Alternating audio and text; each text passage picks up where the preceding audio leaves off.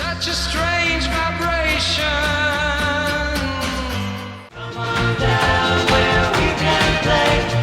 Come on down.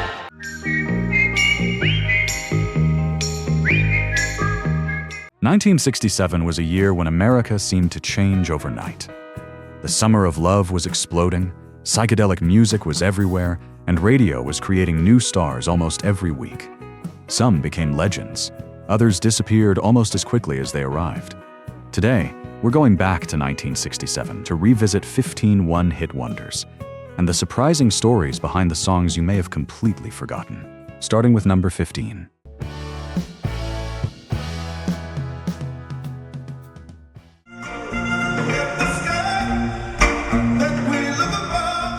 Number 15. Stand By Me, Spyder Turner.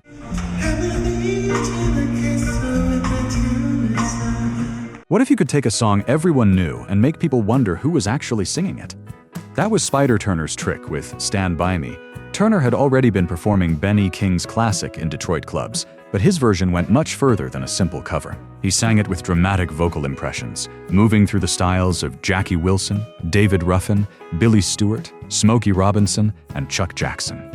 The gamble worked. Turner's recording reached number 12 on the Billboard Hot 100 and number 3 on the R&B chart in 1966.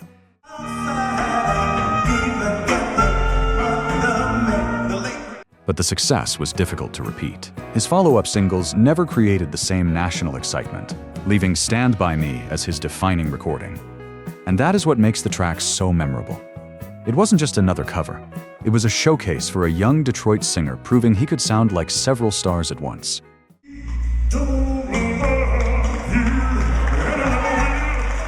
One voice, 5 influences, one unforgettable record. And the next song needed less than 2 minutes to make an even bigger impression.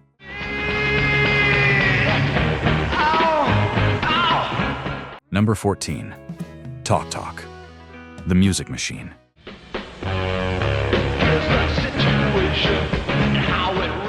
Nobody expected a 2-minute song to sound this aggressive.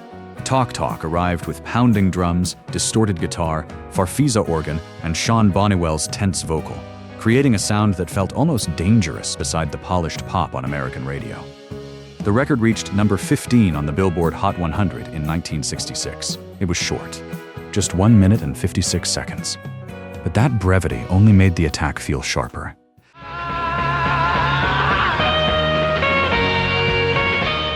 The song was really about teenage frustration and alienation. Bonniwell wasn't writing another sweet love song.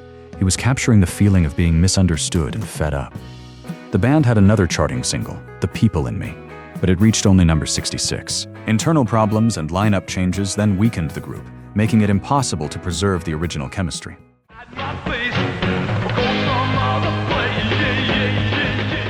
Talk Talk survived because it sounded unlike almost anything else on Top 40 radio. And the next record was even stranger, because its biggest voice never actually sang a word.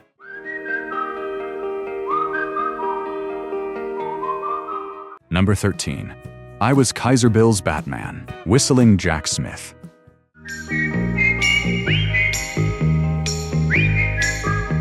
Can a pop star become famous without singing a single lyric? In 1967, I Was Kaiser Bill's Batman proved it could happen. The record was built around an infectious whistle, playful instrumentation, and a completely unexpected title. It sounded almost like a joke, but listeners couldn't get it out of their heads. The song reached number 20 on the Billboard Hot 100 and number 5 in Britain, where it became a major hit.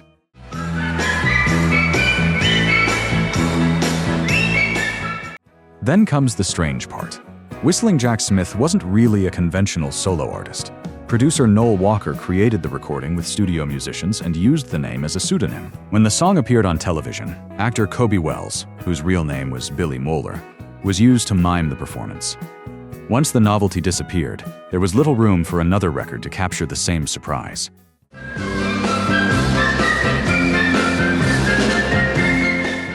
But that one whistle was enough.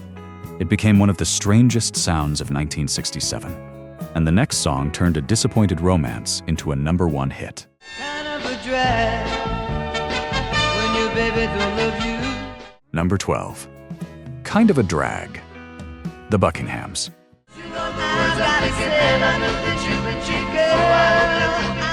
At first, Kind of a Drag sounds like a happy song. But listen to the words, and there's disappointment underneath all those bright horns.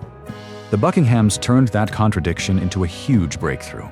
Their recording climbed to #1 on the Billboard Hot 100 in 1967, instantly establishing the Chicago group as major pop stars.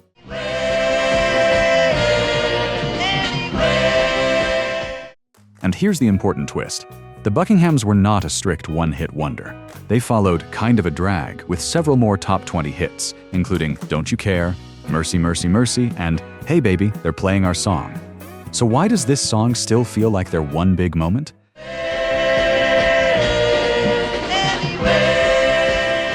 Because Kind of a Drag became their signature. Those opening horns are almost instantly recognizable, and the song captured the bright, brassy sound that helped define their image. They had more hits, but this was the one people never forgot. And number 11 has an even stranger hook, a body temperature that became a pop phenomenon.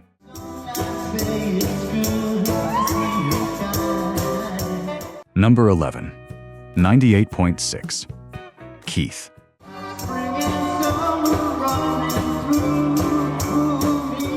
Four numbers were enough to make Keith a household name in 1967.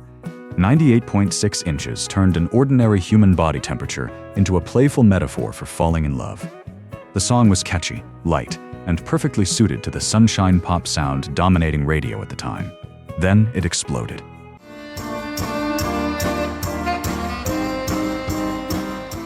Keith's recording reached number 7 on the Billboard Hot 100, number 6 in Canada, and sold more than 1 million copies worldwide.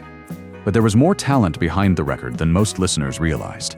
Jerry Ross produced it, Joe Renzetti arranged it, and the Tokens provided backing vocals. That combination helped make 98.6 inches almost impossible to forget.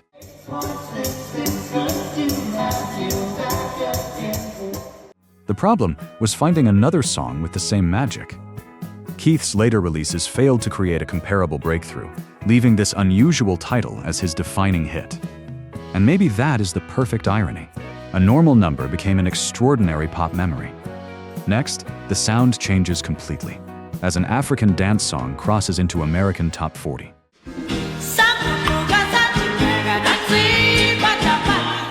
Number 10, Pata Pata, Miriam Makeba.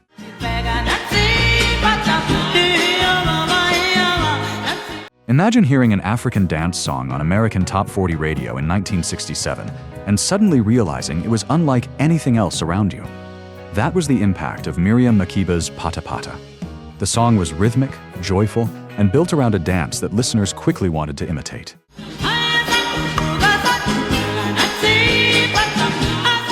Makeba's 1967 recording reached number 12 on the Billboard Hot 100 and number 7 on the R&B chart. But the story was bigger than the chart.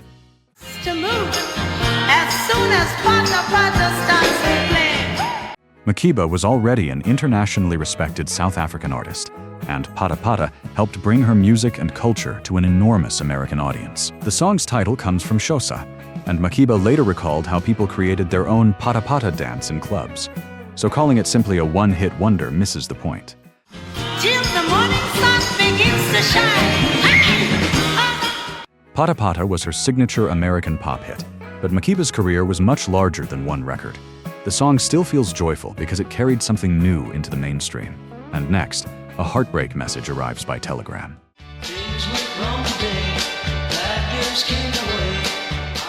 Number 9, Western Union, The Five Americans.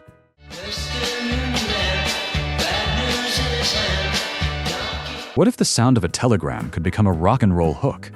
That was the brilliant accident behind Western Union. The Five Americans were fooling around with a guitar sound when they realized it reminded them of a telegraph key. That little idea became the foundation of the song.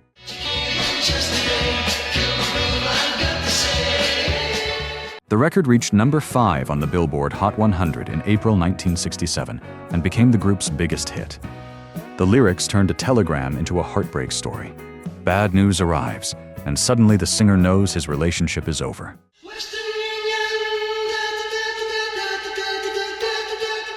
But here's something important. The Five Americans were not strictly a one-hit wonder either.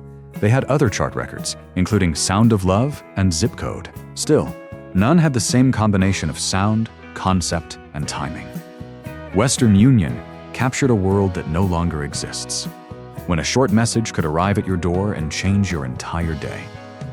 And the next song takes us from telegram wires straight into psychedelic America. Good sense, innocence, crippling mankind, dead king. Number 8. Incense and Peppermints, Strawberry Alarm Clock. Who cares what games we choose? Little too What if the voice on a #1 hit wasn't even the band's regular lead singer? That is the story hiding inside Incense and Peppermints. look what you saw, look what you saw, yeah. Strawberry Alarm Clock turned the psychedelic song into a massive 1967 hit. It reached #1 on the Billboard Hot 100 and became one of the defining sounds of the Summer of Love. But the voice most people remember belonged to Greg Munford, a 16-year-old friend who was brought in to sing the lead. The band's regular singer did not perform the lead vocal on the record.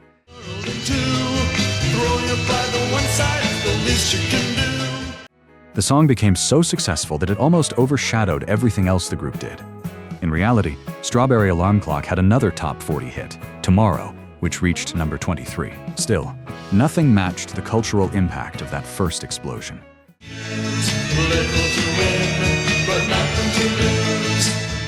One unusual vocal choice helped create a classic. And the next song carries us toward the birth of a sound that would define Philadelphia soul.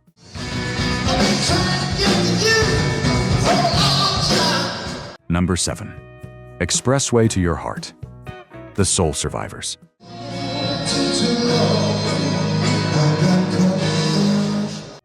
How did one energetic soul record become an early sign of something much bigger?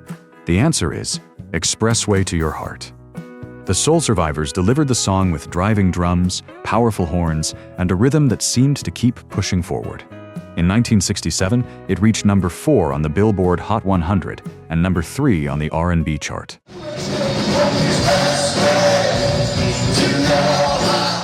But the most important names were actually behind the scenes. Kenny Gamble and Leon Huff wrote and produced the song. Their partnership would later become one of the central forces behind Philadelphia soul. For the Soul Survivors, however, the moment was harder to repeat. Their later records never reached the same level of national attention,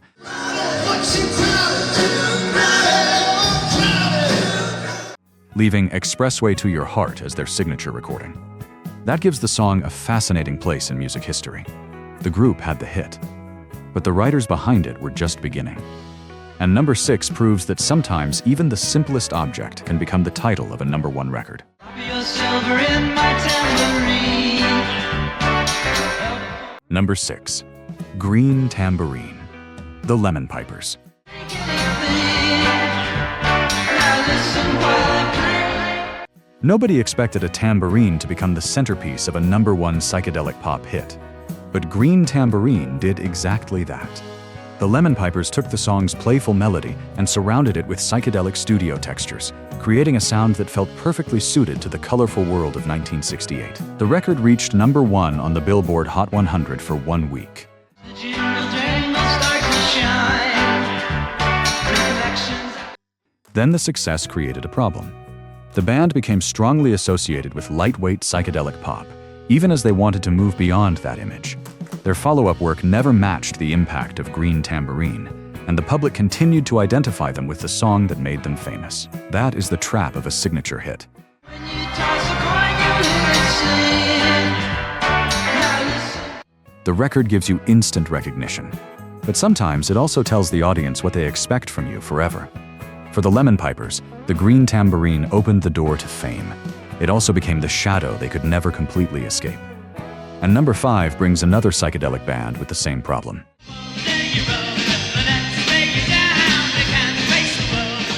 Number 5. We Ain't Got Nothing Yet, Blues Magoos.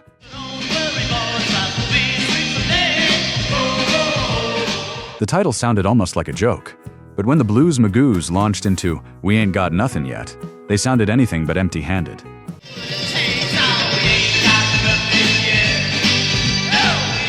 The record combined pounding drums, psychedelic organ, and a raw garage rock edge.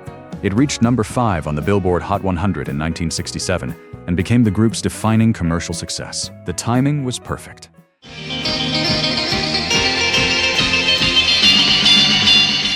Psychedelic rock was moving from underground clubs toward mainstream radio, and the blues Magoos had exactly the kind of loud, strange sound that could grab attention. But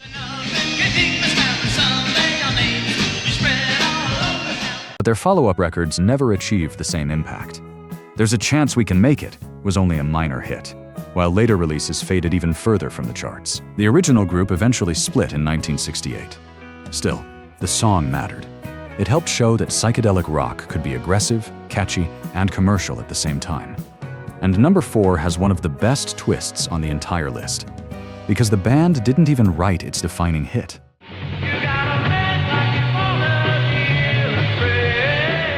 Number 4. Little Bit of Soul. The music explosion.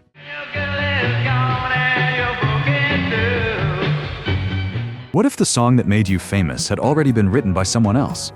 That was the story of Little Bit of Soul. The music explosion took a song written by British songwriters John Carter and Ken Lewis and transformed it into a pounding garage pop record. The bass line, farfisa organ, hand claps, and rough vocal gave the song a personality that felt completely their own.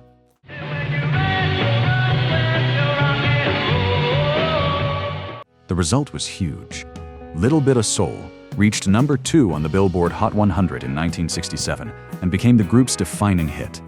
But lightning didn't strike twice. The band struggled to find another song with the same combination of hook and energy, and their later releases never matched that breakthrough.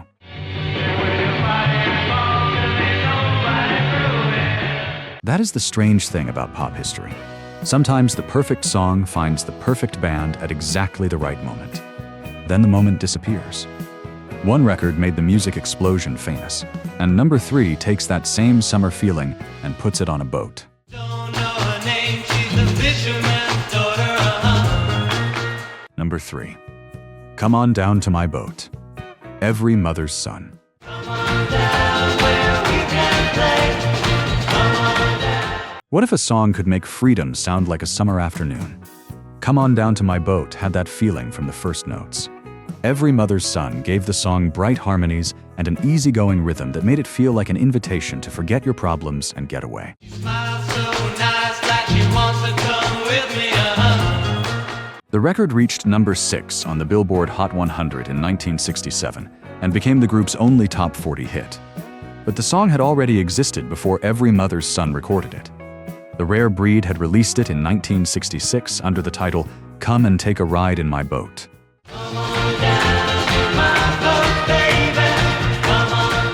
Every Mother's Son found the version that connected with America. They followed it with Put Your Mind at Ease, which reached number 46, but the group never recreated the original success and broke up in 1968. That left one perfect summer memory. And now we reach number 2, a song whose real meaning turned out to be very different from what millions of listeners assumed. There's something happening here. What it Number 2, For What It's Worth. Buffalo Springfield. children, what's that sound? Everybody look what's going down. Here's the twist. One of the most famous protest songs ever recorded was not originally written about the Vietnam War. Stephen Stills wrote For What It's Worth after witnessing the Sunset Strip curfew riots in Los Angeles in 1966. The confrontation between young people and police left him convinced that something unsettling was happening. Buffalo Springfield recorded the song, and it climbed to number 7 on the Billboard Hot 100 in 1967. Fall behind and we stop. Hey, what's that sound? Then listeners gave the song a second life. As America became increasingly divided by the Vietnam War and social unrest, people began hearing the lyrics as a warning about the wider country. The song fit the moment so perfectly that its original inspiration almost disappeared from public memory. That is why For What It's Worth became much more than a hit. Step out of line, the man come and take you away. It became a feeling, a warning, a snapshot of a generation that sensed something was changing but couldn't quite explain what came next.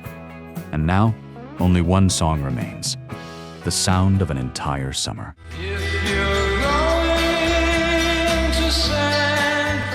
Number 1. San Francisco, be sure to wear flowers in your hair.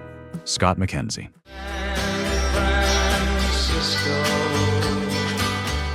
By 1967, San Francisco had become more than a city. It had become a symbol. And one song gave that moment a melody.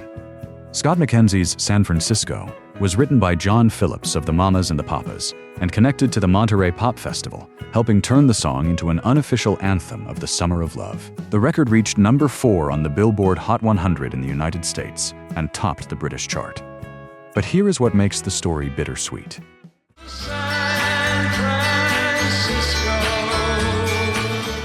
McKenzie never had another American hit anywhere near this size.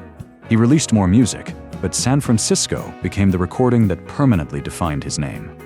And perhaps that was enough, because some songs are remembered for their chart position. Others become time machines. The moment those opening sounds begin, you can almost see the flowers, the streets, the young crowds, and the strange optimism of 1967. Such a strange vibration. One singer, one song, one unforgettable summer. And that is the real power of a song that refuses to disappear.